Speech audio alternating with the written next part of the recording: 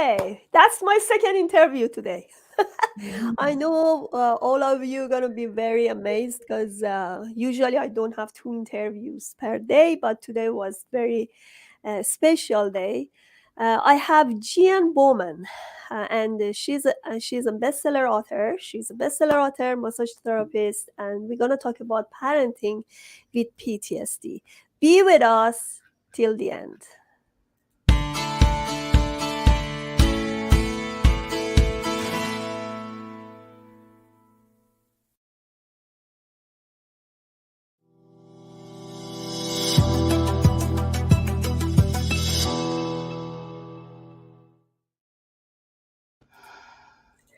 Hi, Diane. Hello. Welcome to my show. I'm honored to be here. Yeah. So I actually look at your book. That's amazing because I know you've been um, in some situation in your childhood, child abuse, and you were so brave to talk about this because not everybody can talk about this. And I always um, bring this issue to my audience and my clients. Talking about whatever happened to you, it's kind of journey to your recovery, Yes. right? Yes. And that's how it happens because I was not aware, I was not diagnosed with PTSD, but I knew that I had it, Right. right? Because I'd never been with the psychotherapist. I'd never been with doctor to be diagnosed. But after a few years, then I realized, wow, those signs of PTSD, I had it for some time. And Right. that's why I felt that this is a very delicate issue to talk about. And especially when you are a mother, you still have those signs of PTSD or you had trauma in your life and you're gonna do your best raising your kids. Right. But there's all these factors that make it more difficult. You know, parenting is hard. Parenting is really hard anyway. But when you have traumatic experiences as a child or, as a young adult, it certainly can kind of put a wrecking ball in the whole situation when kids come along. Exactly, because first of all, when you are abused as a child, you didn't get the attention from your father the way you're gonna give it to your kids, right? So where Right. did you want to learn it, right? That's the problem, right? Right. Yes, I had to relearn. I had to learn everything, because I knew that I wanted to do the exact opposite of what my parents did. I wanted to be nurturing. I wanted to be there. I wanted to be accepting, and all these be a good parent. But it doesn't happen by magic. It's really hard, but it's certainly doable with taking steps. And the main thing is really healing yourself first. You know, Yes, I like that. Yeah. How many kids do you have, Jan? I have two that I know of. That's a joke, but I have two, and then a bonus son. So by marriage, so really, and they're grown up adults. They're doing great. They're thriving. They're happy and in good relationships, which is just a really. It makes me feel so good that I was able to do a good enough job to have really good people in the world. Good. Do you want to talk about your story in your book? Sure, sure. Well, like you, I never was diagnosed with PTSD, but as soon as I heard the term and post trauma, I thought, oh wow, I wonder if I have that, because I certainly had trauma over and over as a child, but by being emotionally abused by my distant mother to being physically and sexually abused by my father. That was emotionally traumatic to a little child, but the people I depended on the most turned against me and betrayed me. And it just turned the world upside down. And unfortunately, I'm not alone. There are millions of people suffering with so many problems put on them by someone else. So I believe I do have PTSD to a degree, but I don't know. I've been very fortunate to find resources and therapy. I can't recommend therapy enough, to talk about and find your voice and get accepted and turn it around to not your fault, not your problem. Nothing's wrong with you. It was those other people, you know. So that was the beginning. Was actually, I went to therapy when I had my daughter. I knew about the abuse. I talked with my sister quite a bit. We were in it together, but I didn't get help until I became a parent. That's So parent, interesting. so my kids saved me. There were other factors that helped with that. My mother died right after my daughter was born, so that kind of freed me to to to start therapy, but also to go against my dad and cut him eventually. Not too long after, I cut him out of my life, and that Oh was my to God. protect my Sometimes that's the children. best solution. Yeah. Yes, absolutely. Yeah. I had to So, protect my so children. how was your relationship with your mother? Mm, it was not great. It wasn't terrible. I mean, I didn't grow up in complete hell, but she was emotionally unavailable. I I don't know see. what her deal was, but I like never really knew her. She wasn't open. She had very a lot of trouble dealing with her feelings and emotions, and she was all over the place. And mainly, she was a miserable bitch. So It's good I did for not your. want to be like that. But then your kids come and you have a bad day and they are whining and that was one of the hardest things I had to change was my anger and my irritability and snapping, overreacting. And now as I've researched PTSD, all of those things are part of it. Not being able to regulate your emotions and being out of control and being irritable. So kind of Yeah. it's okay, nice to blame it on PTSD maybe.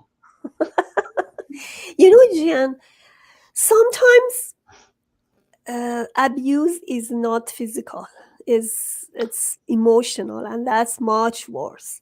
Because some parents, unfortunately, especially talking about old years mostly, um, they are very controlling, some of them very controlling, and emotionally abuse their kids, and they try to transfer this idea to them that you're not enough, or what you do is not the way you have to do, and um, they try to impact them and control them for what they think that is better for them, Right. right? That's one of the things I wrote about in parenting is how to see your kids. I had to really think about what I needed and how to give it to my kids. So I realized that they were a gift to me. They weren't, going to be slaves.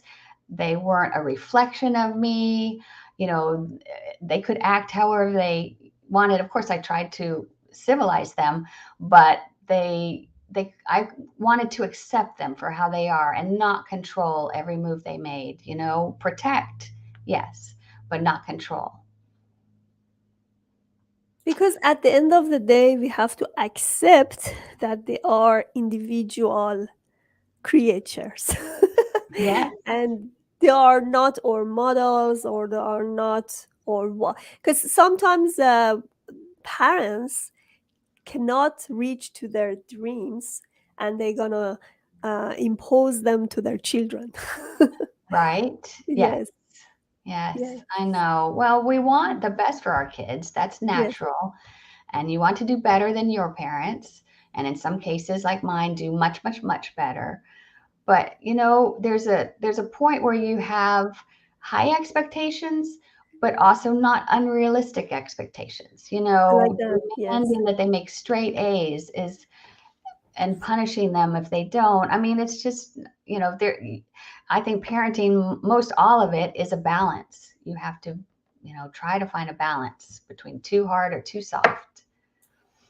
So what are your solutions and what are your recommendations for people who already had this issue like childhood trauma in their life and they're going to do a good parent for their children? What are your solutions? Well, I have written a book about it because there's, and it could probably fill 5 books, and there's so many parenting books. But um, for me, coming from a traumatic childhood, and it was childhood sexual abuse was the most traumatic, um, it just made me have all this shame and pain and anger and all these things that I needed to fix to be a good parent. I mean, the first part is to heal yourself and find support, find therapy, find, ways to calm your nervous system, you know, uh, so that you can handle all the chaos that parenting brings, all the, whether you're a single parent or parenting with the whole family, there's just going to be times where it's very difficult. So my solutions, um, are to be accepting of yourself so that you can be accepting of your children. If you show your humanness to your kids, I think it really, really helps them to feel compassion for others and feel compassion for themselves, that it's okay not to be perfect. If you say, "Oh, I'm sorry I did that. Oh my gosh, gee, mommy made a mistake, and I'll try to do better." You apologize and you show that you're a human. And I think, and you say it's okay when they make a mistake, which they're going to make lots of because they're beginners in this life. And you say, it's okay, we'll do better, or we'll practice, or, you don't need to be perfect at everything, seriously. I think that's one of the things that will help build confidence and make you closer to your kids too. Yes, beautiful. Let's see what we have as comments. Devin O'Hearn talk about is she has some comments on this. Is it he or she? What a brave, independent, smart, and beautiful woman Geanne is. I'm going to go find her book on Amazon. Excellent.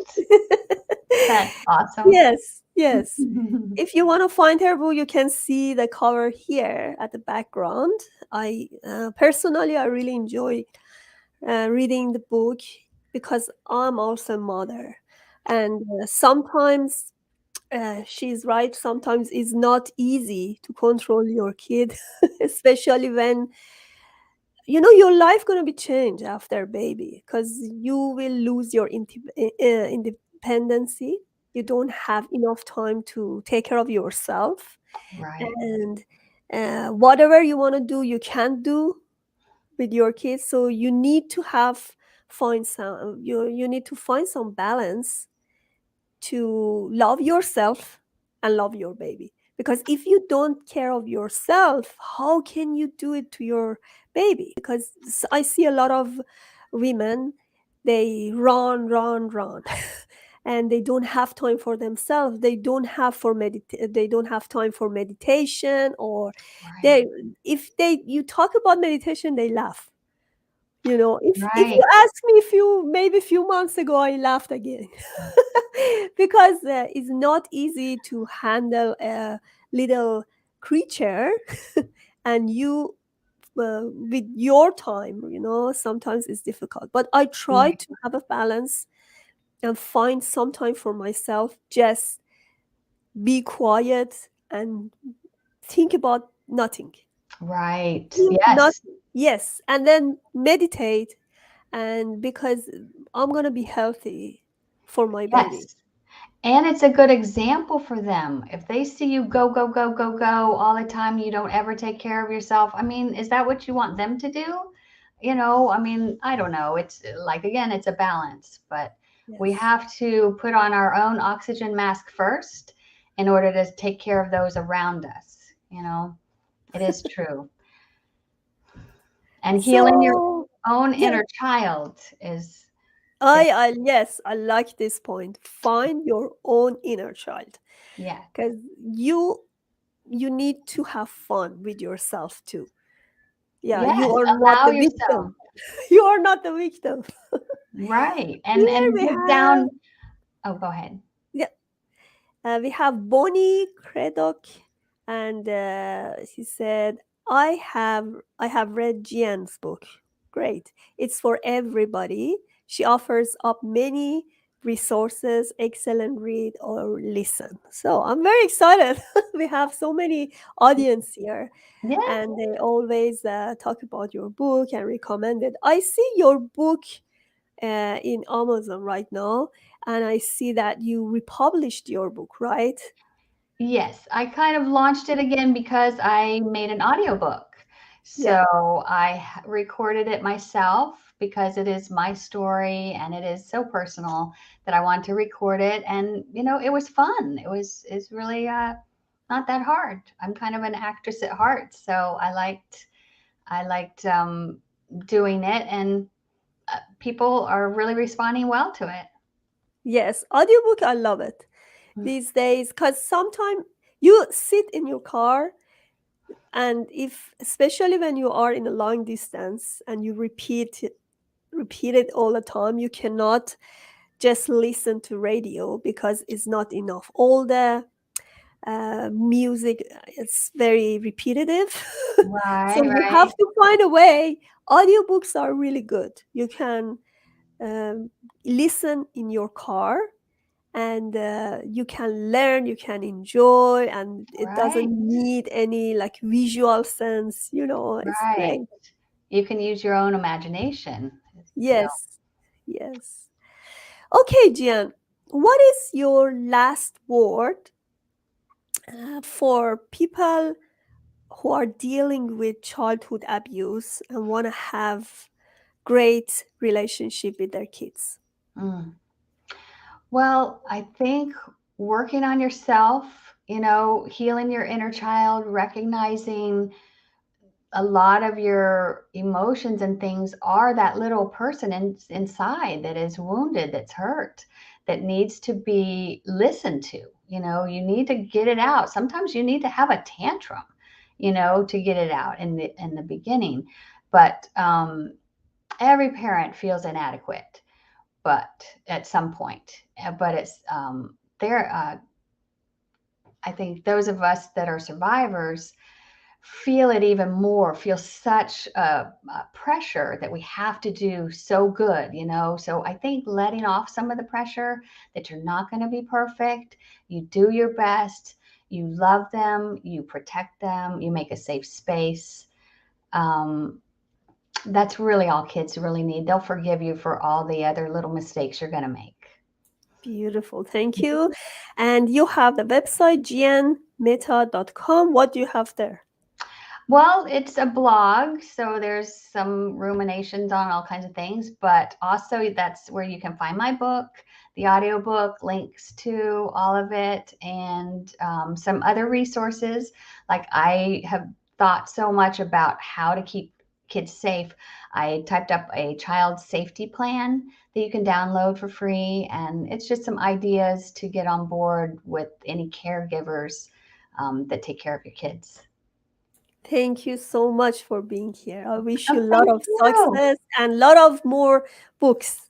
I wanted to reach more people. That's right. Yeah, thank you. Thank you so much. Please subscribe to Pontal Calhoun Transition channel to get the latest interviews and order my book PTSD Compass through Amazon. How to confront PTSD and navigate trauma to triumph.